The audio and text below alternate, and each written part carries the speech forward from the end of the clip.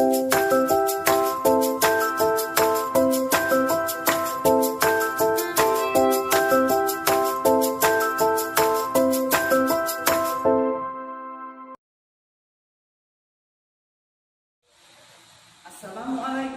warahmatullahi wabarakatuh.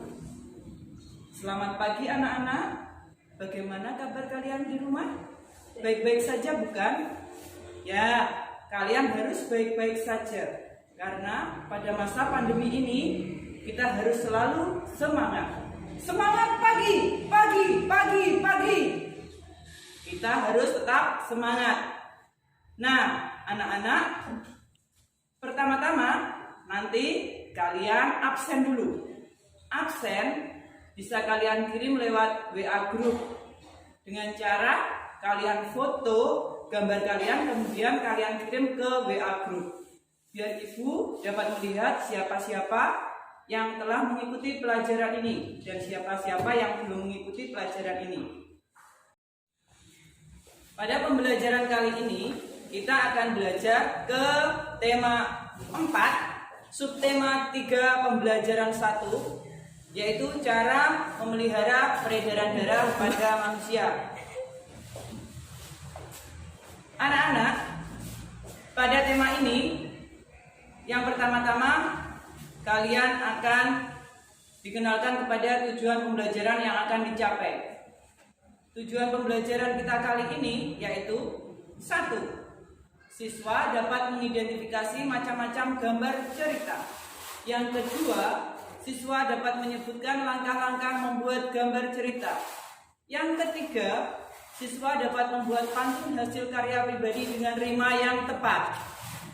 Yang keempat, siswa dapat membacakan pantun dengan lafal dan intonasi yang tepat.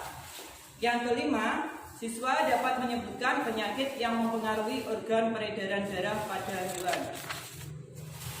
Nah, sekarang ibu akan mulai pembelajaran ini dengan mengetahui tentang gambar cerita. Sekarang masih ingat tidak tentang gambar cerita? Tidak ingat tentang gambar cerita?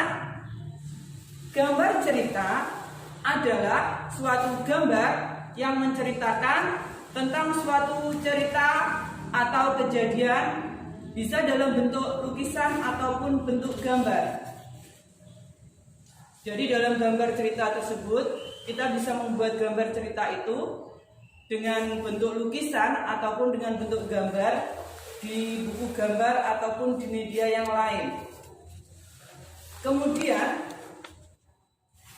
kita akan beralih ke langkah-langkah dalam membuat gambar cerita. Yang pertama, dalam membuat gambar cerita, kita harus bisa menentukan ide, gagasan atau tema yang akan dibuat. Yang kedua, menentukan karakter tokoh utama atau pembantu. Yang ketiga, membuat alur cerita yang akan digambarkan pada isi cerita. Dan yang keempat, mulailah menggambar sesuai alur cerita yang akan kita gambar.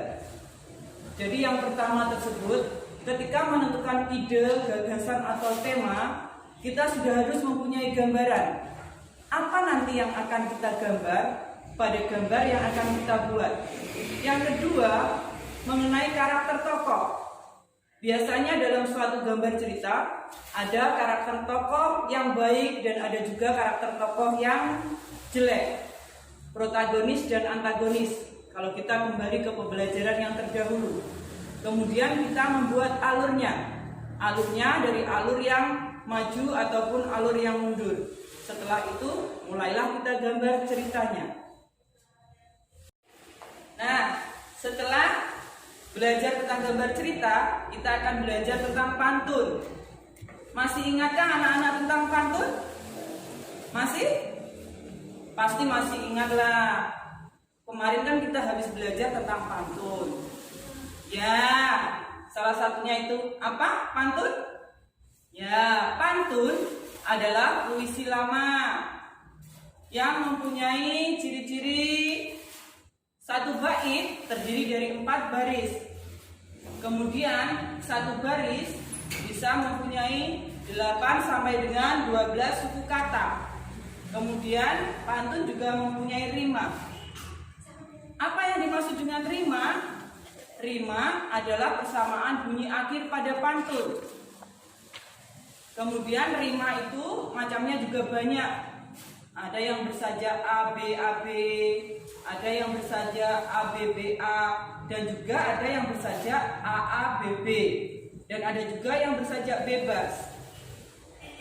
Kemudian ibu akan mencontohkan cara membaca pantun yang berima A B A B. Pergi ke pasar membeli pasak, tidak lupa membeli papan. Percuma saja punya ilmu yang banyak kalau tidak diamalkan.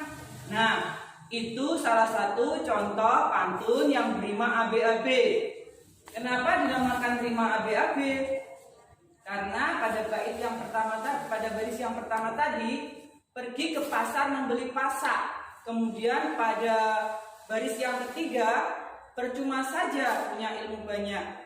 Huruf akhirnya sama, yaitu berakhir dengan huruf K dan huruf K. Itu dinamakan rimanya sama. Jadi rima nomor 1 sama dengan rima nomor 3. Kemudian rima nomor 2 sama dengan rima nomor 4. Itulah yang dinamakan rima. Jadi bunyi akhirnya sama. Nah, anak-anak sudah mengerti bukan tentang pantun? Rima juga sudah kan? Nah, setelah itu kita akan belajar tentang alat peredaran pada hewan berikut ini. Perhatikan alat peredaran hewan berikut ini. Nah, hampir semua alat peredaran hewan itu sama dengan alat peredaran yang dipunyai dengan manusia, yaitu jantung sebagai pusat peredaran darahnya. Tahu anak-anak jantung? Ayo, di mana letaknya jantung? Nah, betul. Letaknya jantung ada di sebelah kiri. Sini ya letaknya jantung. Nah, kemudian kita akan belajar tentang beberapa contoh penyakit pada organ peredaran darah pada hewan. Contohnya kita cari saja yang di sekitar kita, yaitu pada burung. Tahu kan burung? Ya, burung itu yang bisa terbang itu loh ya. Nah, pada burung salah satu gangguan yang ada pada peredaran darahnya yaitu pada jantungnya. Jantung pada burung itu jika terkena penyakit, jantungnya itu berdarah dan luka-luka. Kemudian bagaimana cara kita menjaga kesehatan pada hewan? Yang pertama, kita harus memberi makan burung itu yang sehat. Makanan burung apa saja bisa kita cari, seperti membeli di tempat-tempat yang menjual makanan burung. Kemudian agar tetap sehat lagi, kita juga bisa tempatnya, kandangnya itu harus dibersihkan, jadi tidak kotor. Kemudian jika burung sakit, kita harus membawanya ke dokter. Nah, agar tidak sakit, biasanya hewan itu diberi vaksin. Sama dengan kita para manusia. Kalau kita kecil, agar kita kuat, kita harus diimunisasi, diberikan beberapa vaksin agar kita nantinya tidak terkena penyakit. Nah, ini juga sebagai tugas kamu di rumah. Nanti coba kamu cari contohnya di rumah.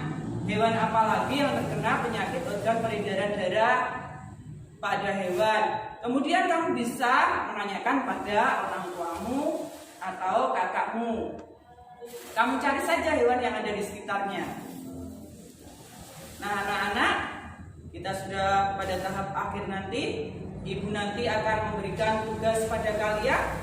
Tugasnya akan ibu kirim melalui grup WA. Kemudian nanti bisa kalian kumpulkan hasilnya. Kemudian untuk tugas yang lain nanti ibu berikan lewat kuis ya. Nanti ibu berikan kuisis, linknya ibu kirim ke HP kamu. Kalian bisa mengerjakannya langsung. Nanti ibu tunggu sampai dengan jam 12 siang. Nah, saat ini tugas kamu di rumah selain mencari tadi organ pada burung, penyakit pada organ pada burung, penyakit yang terdapat pada hewan yang menyerang organ peredaran darah. Kemudian kamu harus juga membuat pantun yang hanya terdiri dari satu bait saja. Pantun itu berisi tentang perasaan yang bisa membuat kamu senang. Nah, anak-anak sudah sampai pada tahap akhir pembelajaran ini. Kalian harus tetap semangat, jaga diri kalian di rumah, tidak usah keluar rumah jika tidak penting, dan selalu pakailah masker, cuci tangan di air mengalir, karena pandemik belum berakhir. Ibu akhiri sampai di sini. Wassalamualaikum warahmatullahi wabarakatuh.